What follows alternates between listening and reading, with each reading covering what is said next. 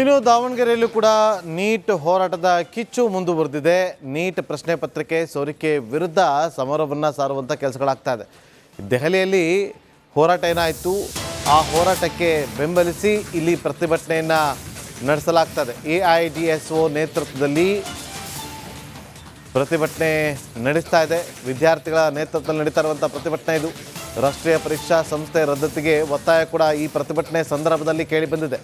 ಕೇಂದ್ರದ ವಿರುದ್ಧ ಘೋಷಣೆ ಕೂಗಿ ಆಕ್ರೋಶವನ್ನು ಕೂಡ ಹೊರಹಾಕಿದ್ದಾರೆ.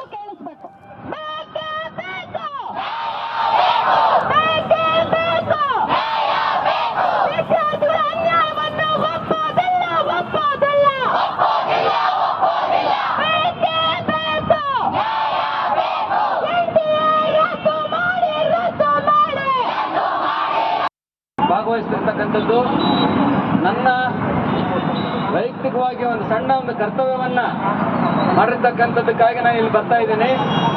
ಇವತ್ತೊಬ್ಬ ಪೇರೆಂಟ್ ಆಗಿ ನಿಮ್ಮಂತ ಲಕ್ಷಾಂತರ ವಿದ್ಯಾರ್ಥಿಗಳು ಮುಂದಿನ ಪೀಳಿಗೆಗಾಗಿ ಹೋರಾಟ ಮನೆಯಲ್ಲಿ ಕೂತ್ಕೊಂಡಿರ್ತಕ್ಕಂಥ ಎಲ್ಲರೂ ಕೂಡ ಇವತ್ತು ಬೀದಿಗೆ ಬರ್ತಕ್ಕಂಥ ಒಂದು ಸನ್ನಿವೇಶ ಸೃಷ್ಟಿಯಾಗಿದೆ.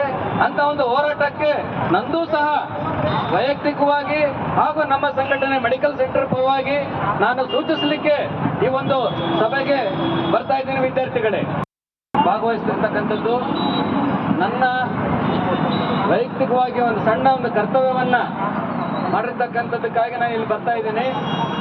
ಇವತ್ತೊಬ್ಬ ಪೇರೆಂಟ್ ಆಗಿ ನಿಮ್ಮಂತ ಲಕ್ಷಾಂತರ ವಿದ್ಯಾರ್ಥಿಗಳು ಮುಂದಿನ ಪೀಳಿಗೆಗಾಗಿ ಹೋರಾಟ ಮನೆಯಲ್ಲಿ ಕೂತ್ಕೊಂಡಿರ್ತಕ್ಕಂಥ